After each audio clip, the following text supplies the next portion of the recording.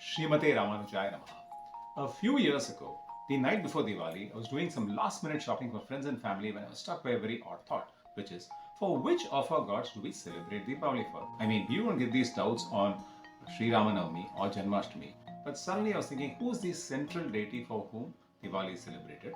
Moreover, I was hazy on other aspects of Diwali as to the benefits of lighting lamps, or why do we have an Abhyanga snana on the morning of Deepavali.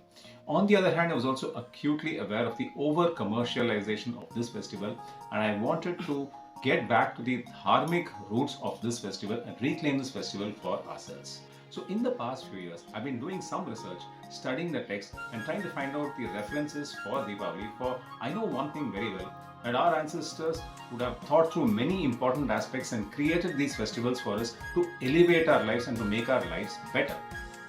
One of the important references for the celebration of Deepavali comes from the Padma Purana, in which Lord Shiva gives a discourse to his son Karthikeya on the importance of Deepavali and how to celebrate this festival over 5 days.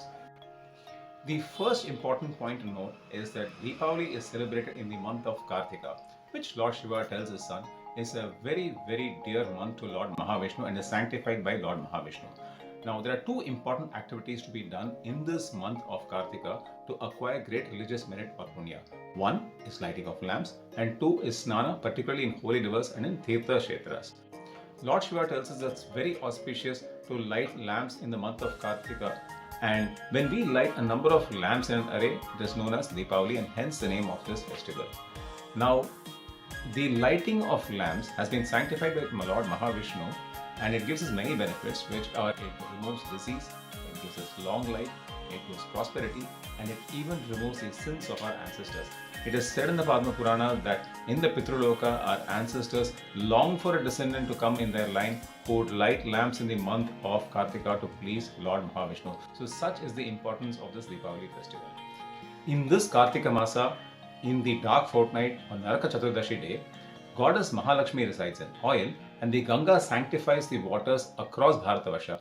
Therefore, on this morning of Naraka Chaturdashi, when we take an oil bath, it also gives us good health, long life and prosperity, and that's why it's celebrated across India as Ganga Snan or Angul.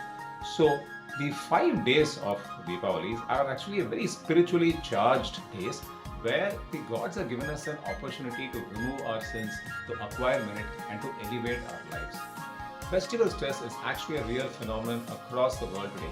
Many of us, I'm sure, have felt a lot of stress in the lead up to the festival, and most importantly, at the end of the festival, we feel a sense of emptiness. The reason for this is the excessive focus on the commercial aspect of the festival, like eating out or buying clothes or spending a lot, or even worrying that we don't have enough money to spend as much as the next person.